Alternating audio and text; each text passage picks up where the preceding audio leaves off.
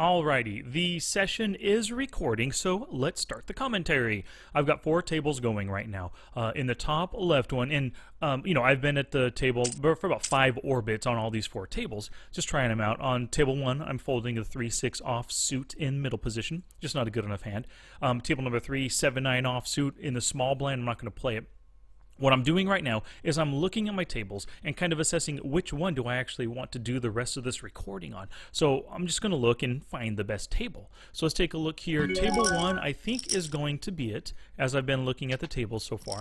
On table 1 to my direct left, I'm folding an 8-7 offsuit under the gun. So table 1, my direct left, got a fish, got a tight passive player, got a donk over there, got a big time fish, and another fish. So this table has 4 fish and a loose aggressive player, but he's on my exact opposite of the table. This is 6 max, and then so I have position on him half the time, he has position on me the other half of the time. Table number 2, if we look starting with the first person to my left, I got a lag, I got a tight aggressive player, got another tight aggressive and another lag, so lots of lags and tight aggressives here. I am just going to leave this table right now. Table 2 is done. On table number 3, you can hear the timer counting down. I have Jack 3 offsuit. Going to fold that versus 2 limbs. I'm just not going to come in. Table number 4, Ace 10 offsuit on the button. I do have 2 lags in the small blind and big blind. They don't fold that often, but Ace 10 offsuit is better than a lot of the hands that these guys will continue with. But unfortunately, I got 3-bet by a guy who 3-bets a whole lot. He 3-bets 12% here and quite a lot out of the small blind, actually. So let's go ahead and pump it up. We have the ace blocker. Pump up to $8 is a 4-bet bluff on the guy. We shall see if he folds. He's a 26-24 player, so he's very loose aggressive. 3-bets to 12%, and he folded, so he took that pot down right there. But on this table 4, got a lag to my left, lag again, a tag, and then getting to be a lag right there. This is just a super ugly table. I am going to sit out on the big blind when this one comes around. Table 1, Queen 10 offsuit versus a raise and a call, or Queen Deuce offsuit, I'm sorry. I am not going to 3-bet squeeze there. We'll find a better opportunity with a better hand, maybe some kind of a blocker, or of course a value hand to take that one on in the small blind. And on table 3, I got an unknown to my direct left. I've got a loose aggressive, a tight aggressive, another loose aggressive, and I am going to fold the deuces right here because I'm concentrating on the players at these other tables. No, I am going to open. Deuces is always an open in middle position for me. So on the table number 4, where I have a lot of loose aggressive players, pocket deuces, I'm throwing the open.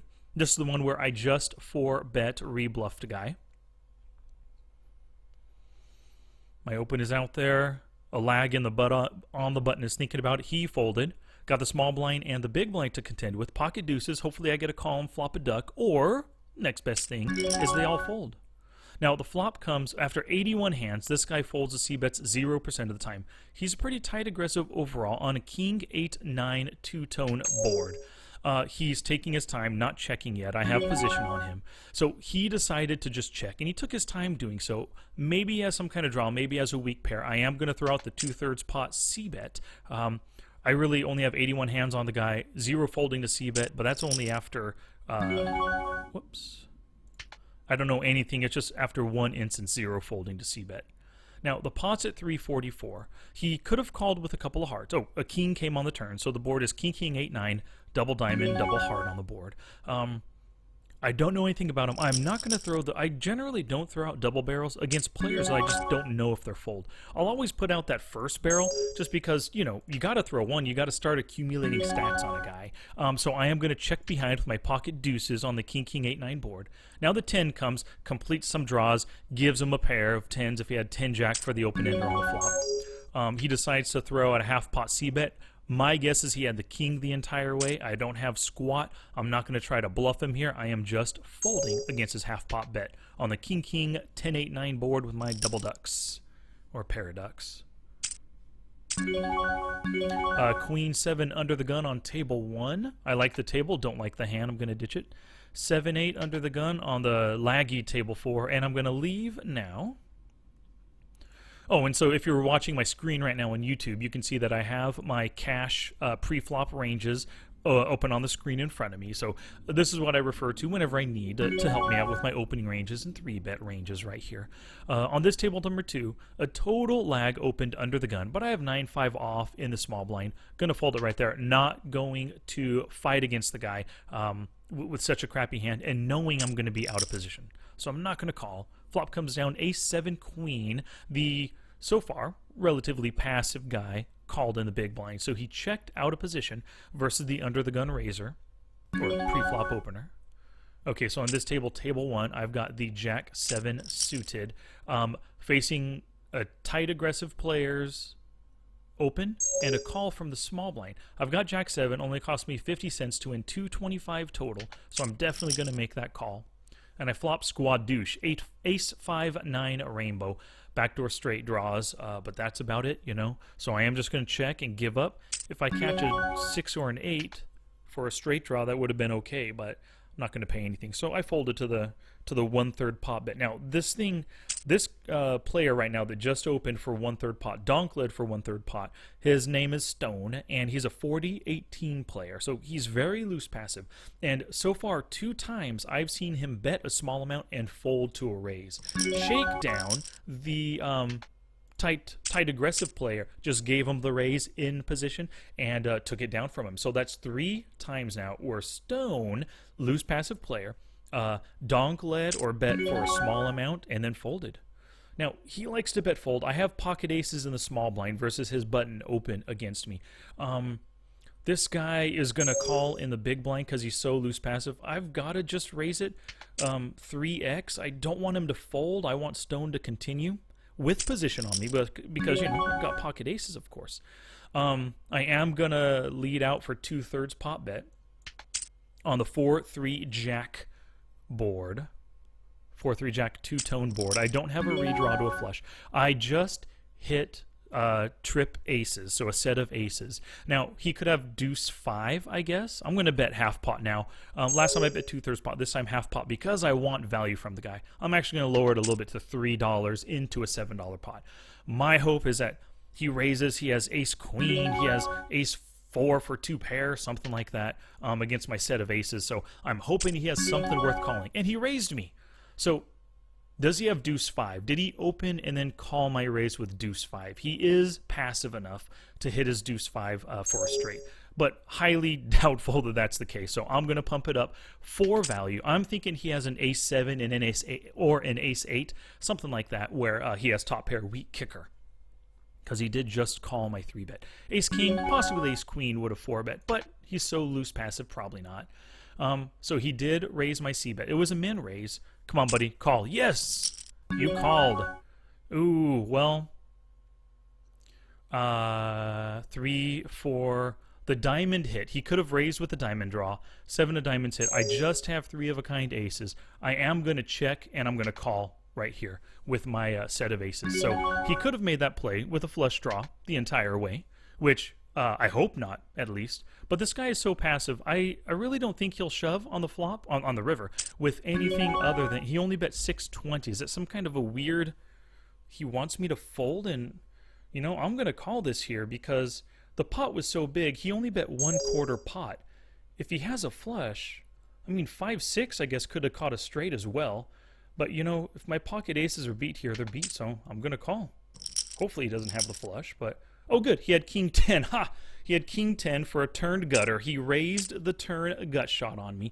So that's interesting. This guy overall, he's a 43-19, pretty passive, no 3-bets yet, but he decided to get a little bit active with some bluffy stuff post-flop. That's pretty interesting. So I'm going to have to, in position, bluffy stuff post-flop. Let me make a note on this. In position, bluffy post-flop on scary turn ace. Alrighty. And so, like I said in the intro for this video, this is commentary on my game for the podcast. I'm hoping that a lot of stuff that a lot of the stuff that I talk about will be beneficial for the listeners. This is probably a better podcast for those watching. So, if you are listening and want to get the visual, go to smartpokerstudy.com/YT119, and that's for YouTube 119. King 7 off, I'm going to fold this table. And actually, you know, I'm just going to leave this table, table number 2. even though I just paid my big blind, I'm just going to leave because I want to focus on this one table to give you guys the best commentary that I can. If I try to commentate on 2 tables at once without you seeing the visuals, screw that. That's just a losing proposition, so I'm not going to do it. Oh, I can see out of my window here a salesman's approaching the door, so you might hear the doorbell ring, but I'm going to be nice and quiet so he just walks away. There's the doorbell. I'm not going to be super quiet. So right now in the small blind, 5-7 offsuit. Under the gun, tight aggressive player, 15-9 player is timing down. Let's see what he does. In my big blind, if it gets folded around to me, I'm probably not going to open with my 5-7 offsuit. It's a bottom 10-12% hand or so against a super loose passive 24-4 player. He does fold. Oh, he folds big blind to the small blind open 100% of the time. Only 1 out of 1 instance. So let's just give it a shot. See what happens. See if he does it again. He could be the kind of guy that I only have 51 hands on him. Darn, he called. 6-6 queen came on the flop. I have 5-7, so I have completely nothing. So far, this guy has only folded to c-bets 33% of the time. He has position on me because I'm in the small, he's in the big. So forget about it. Just going to check and probably give up right here. Actually, more so than probably. Unless I hit a free turn 7, I'm giving up. He bet $1.50, which is a little over pot on the queen 6-6, so I'm folding. Now, one of the things that I always look for is, you know, how passive or how aggressive my opponents are. Now, this guy, his name is Jim. He is super passive with the 26-4 stats. And when super passive guys pre-flop passive guys, when they decide to get aggressive and start betting post-flop, I normally give them the benefit of the doubt. They only like raising pre-flop with the goods. Most likely they only like raising post-flop with the goods as well. Oh, and our friend that I had position on that I just got in with my pocket aces versus his king 10, he decided to exit the table.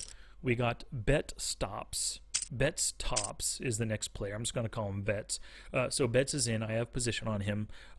The name isn't familiar. I don't know if I have any stats on the guy, but we'll see. So I've got 6-7 offsuit in the cutoff right now versus a loose aggressive player's open. So I am going to fold. Darn. See, this is one of the dangers. I wouldn't say danger. This is one of the things that happens, and what I do as I play, you know, I'm constantly looking for the best tables to play. I've got Jack 4 offsuit under the gun. Going to fold that. So I look for the best tables to play, right? And as you're looking through the lobbies, you start recognizing names and you know, oh, this table's got 2 fish on it. This table has all regs. I'm going to stay away from it, right? Well, this table, when I started the session 55 hands ago, it had 4 fish and 1 tight aggressive player. Within this past 55 hands, the tight aggressive player left. This loose aggressive Palkin, that's his name. He's currently... I guess he was currently in the small blind. He came in, and then another fishy guy left, and then we got Oleg, who's a loose aggressive guy, came in. And then now the guy that I just beat, I can't remember his name, he was super loose passive as 44-6 or 46-4, whatever I said. He just left, and Bets came in his place. And so that's what often happens at these kinds of tables, is that they start off beautiful, and then the other regs see it, they swoop in on it, they put their names on the wait list, and they get in there as soon as other players start leaving. So that's just something to be aware of. Good tables can turn bad quickly. Now, I'm not going to say that this table is bad. I've got a tight aggressive player. When I'm on the button, 2 to my left, tight aggressive guy named Shakedown. He's a 17-8, folds a lot to steals. That's good. The guy to my direct left, loose passive, 26-4. That's great. And the guy to my right so far is an unknown. Don't know exactly. And the other 2 at the table, well, they're loose aggressive, but they're kind of a distance away from me. So it's easier for me to avoid hands that they're already in, or really avoid spots where they'll have position on me. If they were directly to my left, I would probably leave this table, but I've got 2 pretty decent players to my left, so it's worth playing. Alrighty, in the big blind, I have 10-4 offsuit. Already, this is an automatic fold against anybody who opens. You know, some players will pick and choose. For example, actually, none of these guys fold a lot to c-bets, looking around at the stats at the table right here. And of course, my stats, you know, compliments of my Smart HUD, my poker tracker 4 Smart HUD. I have the fold to 3-bet, the 3-bet, VPIP, PFR, all the good stats on him, and I'll talk about him as we go. But Palcan, a loose aggressive player, he decided to open in the cutoff. I'm not going to do anything with my 10-4 offsuit. It's not worth... I mean, if I get called, if I get 4 bets automatic fold, if I get called, what am I going to do? I'm going to be out of position with a 10-4 offsuit. Crap hand, really hard to make money. Basically, with the 10-4 offsuit against this player, the only way I'm going to make money is if I hit the flop hard. And how hard does a 10-4 often hit? So I'm folding. But one interesting thing right here is that Palcan, because he's so loose aggressive, he only has a c-bet at 25%. So if I'm in position against the guy, I could call something pre-flop with the idea that, hey, if he checks to me on the flop, I'm going to take it away with a bet. That's a possibility. I only have 58 hands on the guy, so it's a slight possibility. Oleg just opened in the cutoff. I have ace-8 offsuit. Now, ace-8 suited, I would have probably just called right there. Seeing as how the big blind is so passive, he's going to call as well. Ace-8 offsuit isn't worth the call in my book. You're missing one great way, you know, flush draws and hitting the flush. With the ace-8 off, you're missing those for the flop, and so it's just not worth. Let's see here, 7-9 suited, folded around to me. I am going to open. This is a standard open for me on the button. But you can see right here, 7-9 suited. And by right here, I'm talking about my cash pre-flop ranges on the screen in front of you for all of you watching. Now, Icarus versus the Sun, I know the name, but I don't know offhand what kind of a player he is. He just checked me on an ace-king-4. I'm going to rep the ace and just c-bet right here. I don't know anything. I don't have the stats on the guy. I don't have any other tables open where I could look at those stats. This is his very first hand. He's in the big blind. So I'm throwing out the c-bet and seeing what happens. He decided to call on the ace-king-4 jack. I don't have any stats, and like I'd said before, if I just don't know anything about the guy, if he's an unknown or his stats aren't popping up because it's the first hand, I don't do the double barrel. And the jack can't be a really scare card for him. If he wanted to call the ace-king double diamonds, the jack of clubs doesn't scare him too much, you know. It actually gives him a few 2 pairs, ace-jack, king-jack, also fills a straight queen-4. So I'm just going to check behind. So I've got 7-9 on an ace-king-4 jack 7 board. Now, I have 4th pair, crappy kicker. He is timing down right now. The pot is $3.44, and he overbets at $5. So, well, what did he have this time? Did he flop a set and just slow played it? Did he call me with pocket 4s and flop a set of 4s? Did he call with ace-4 and flop 2 pair and just slow played it? You know, he's overbetting now. Means he has it. I'm just folding. It's 4th pair anyway. I mean, I would probably even fold a jack right there if I had queen jack or 10 jack or something for 3rd pair. You know. Now, top pair or 2nd pair with an ace or a king right there, I probably would have played it a bit differently on the turn. I would have continued on the turn, and that would have given me a better idea of how I can approach the river, assuming he did that same kind of thing again. Now, I have ace-3 offsuit in the cutoff. You can see on the thing right here, ace-8 is my worst offsuit ace to open in the cutoff. So ace-3 offsuit just folding. Now on the screen you can see I have an Excel worksheet up here. My focus for today is making 2/3 pot size bets post flop, and also I'm really concentrating on my blind play. I'm looking at a lot of the blind stats that these guys have right here popping up. This is my steal pop-up, which gives a lot of the steal stats for the cut off the button, small blind, and big blind position.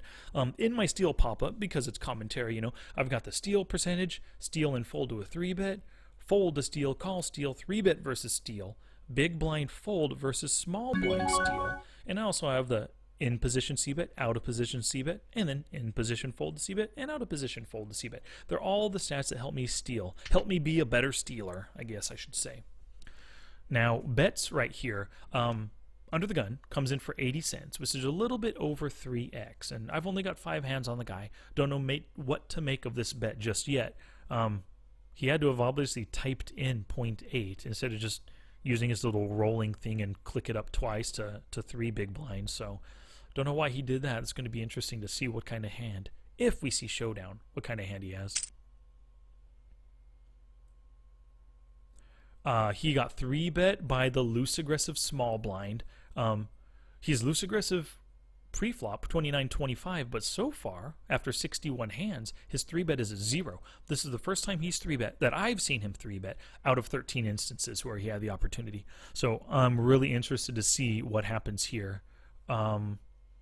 Bets made it over 3x. And now he's timing down.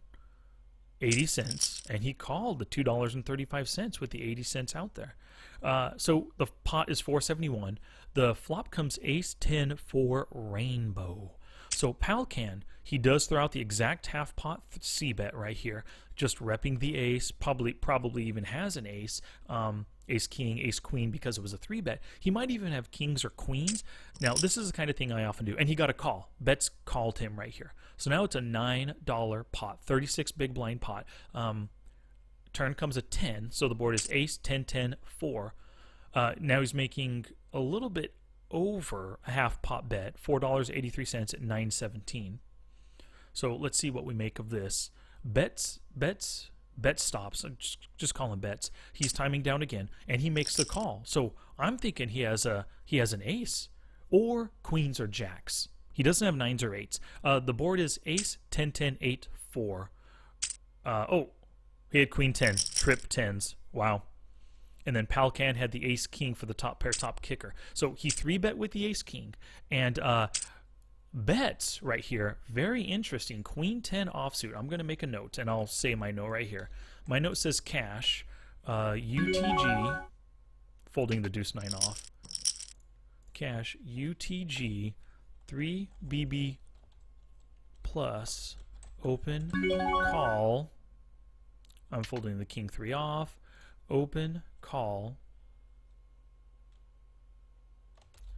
No. Call in position with queen 10 off suit.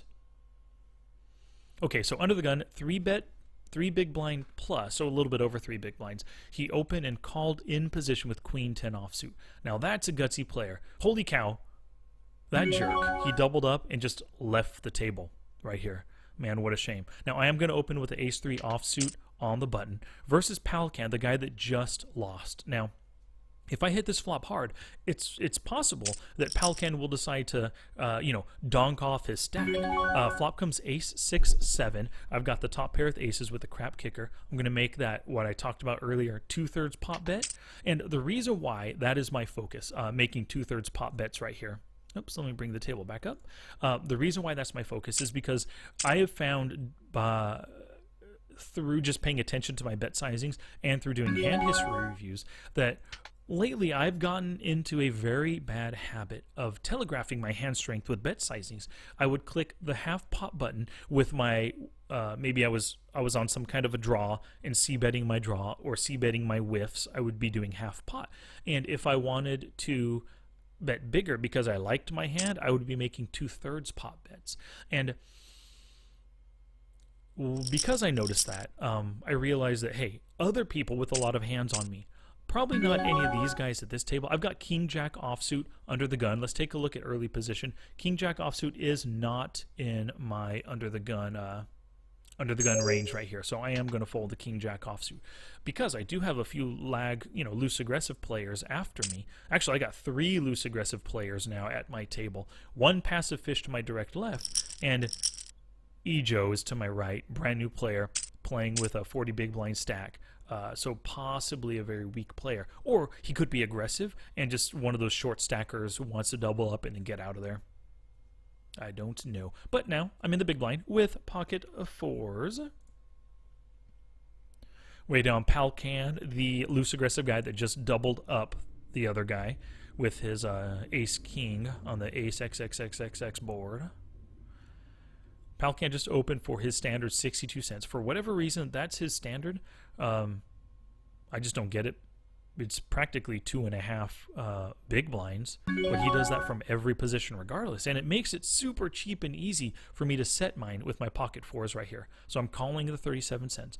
I don't see any reason to 3-bet to try to bluff him off. I'd rather call, try to catch a set, and then play from there and try to earn some money from him, But the flop comes 10 7 3 rainbow, so I completely whiff my set with my pocket 4s. Probably just going to check give up right here. If he lets me see a free 10, oh, the 6 comes off.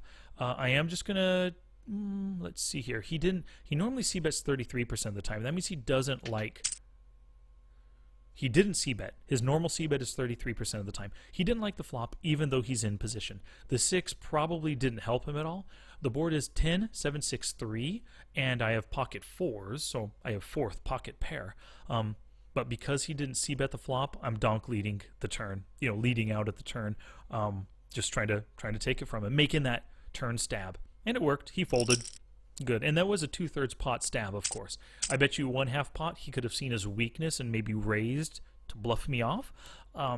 Or he could have called with some kind of a really weak draw, or like bottom pair, or ace high even he could have called with for that 1/2 pot. So that's another reason why I'm making those 2/3 pot bets, is because they're just harder for people to play against. Bigger bets just mean bigger bluffs if they don't have the goods. So right now,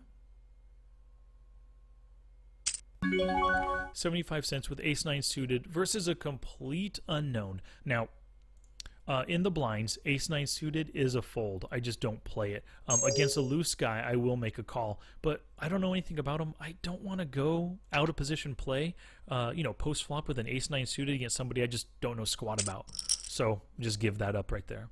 Flop comes down ace 5 6, so I would have had top pair weak kicker against a fish, and then because the big blind called, so against the big blind fish and against Ejo, who I don't know squat about with position on both of us. So let's see, he bets $1, 2/3 pot. Oh, check raise by the fish on the ace 5 6 board. I'm assuming Ejo is going to fold because he's going to see this as an ace, and he opened in the steal position. He doesn't have an ace, most likely. We'll see what he does here, though. If he re-raises, he has an ace. And he folded. So he put Jim, the 27-5 player, he put him on an ace with that ace-high flop. And the check raise, of course. Let's see here. A loose aggressive player, a lag.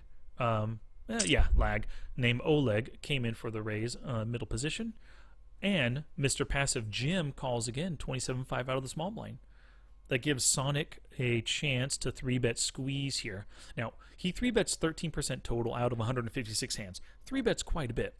Let's see what his squeeze percentage is. 0 out of 3 instances, no squeezes. And when he 3-bets, 11% in the small blind, 20% in the big blind. This guy likes to... Oh, but he didn't make it. He just made the call. So we got 3 to the flop on a Jack-9-7 rainbow board. Jim, the passive one, checks. Sonic, the big blind, who overcalled the raise, he checks as well on the Jack-9-7 board. Jack-9-7 does hit a lot of calling ranges pretty good. If you think about all the broadways and all the mid-pocket pairs and all the mid-suited connectors and offsuit connectors that can call, on a Jack-9-7, you have 7-8, 8-9, 7-9, 9-10, Jack-10, Jack-8 suited that can call. You have all the broadways too, King-Queen, King-Jack, King-10. They all flop some kind of a pair, some kind of a straight draw, like a gut shot or whatever it might be. Or they flop 2 overcards with a King-Queen with a gut shot and a 10. The turn comes, nobody bet the flop. The turn comes a king, so the board is King, Jack, 9-7. This hits just about every range that these 3 players can have, but he decides to donk lead for a little bit over half pot. Jim does, the passive player. Now, like I said, once again, he's a passive player, getting aggressive on the turn, taking a stab at the turn king. I'm thinking he has a king. Everyone else thought the same. They all folded.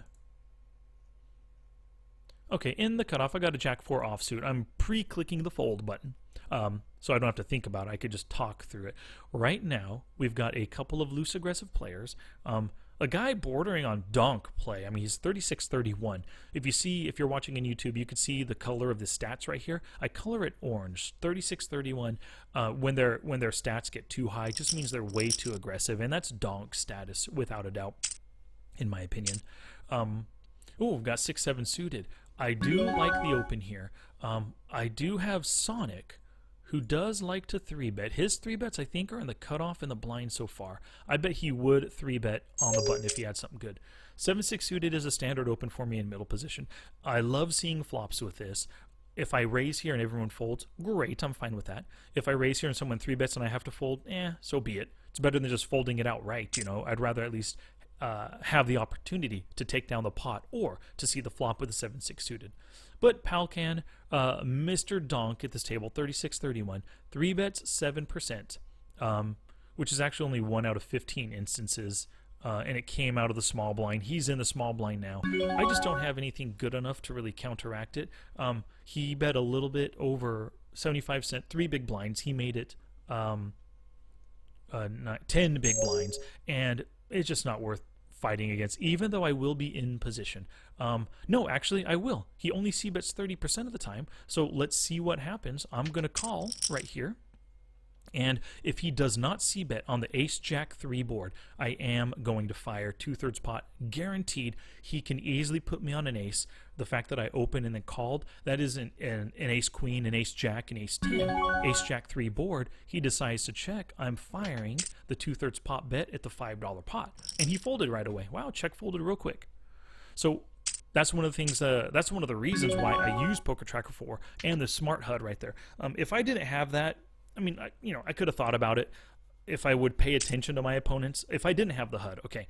If I didn't have the HUD, I wouldn't see these stats directly in front of me. So I'd have to really focus on my opponents and really pay attention how often I think they fold to c-bets, how often they make c-bets, how often they 3-bet, how often they fold a 3-bet. Having the HUD makes it so you don't have to think about that. Now, the fact that I have this HUD, that HUD just now made me $2.50, I think. Yeah. That was his 3-bet size. I called him, took the pot down. I made $2.50 because I saw that he is very flop honest. He c-bets only 27% of the time. So because he only c-bets when he hits the flop, as soon as he checks, and he's out of position. It's even more of an indication of weakness when he checks out of position. It's an easy flop fire there. Just trying to take it away from him. So I called pre-flop with the intent to do exactly what I did, and it worked, baby. Okay, 7-10 suited on the button. I'm sorry, in the big blind, 7-10 suited. Jim, Mr. Passive, decides to open limp, so it's 25 cents. Oleg right now is most likely going to raise. He doesn't fold off into 3-bets. Now, if he folded more to 3-bets, oh wow, I get to see a free flop with 7-10 suited. Now, Jim is super passive. I am not going to throw out the bluff here. He's not going to limp fold, guaranteed. So 7-10 suited, Queen 8-3. I flop squadouche, Queen 8-3 rainbow. I don't even have a backdoor flush draw. Backdoor straight draw is all I got. With one undercard, Queen is on the board. I have a 10. This is just something I'm giving up, guaranteed. He bets $1.25, bets 2.5 times pot. I'm outie, clam chowdy. Forget it. Hey, got to see a free flop with 10-7 suited. Could have been beautiful. Could have flopped a good nutter, baby. On the 6-8-9 of hearts. Nut straight flush. He flops a weaker flush, and I take him for his stack. Could have happened, but didn't. Okay, this is great. So the loose aggressive Palkin in middle position calls. Dang it, it's not great. I'm sorry, he didn't call. He opened to 62 cents. That is interesting.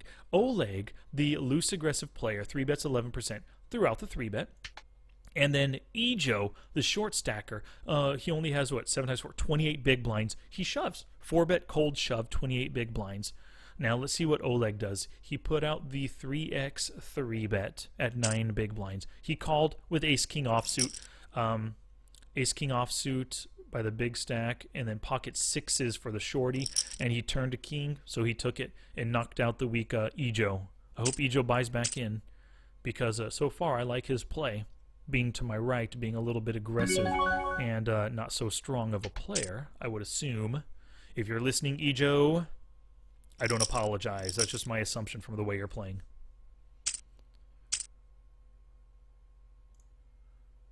Yep. Which is totally fine. I mean, if you look at my stats right now, I'm a 23-18.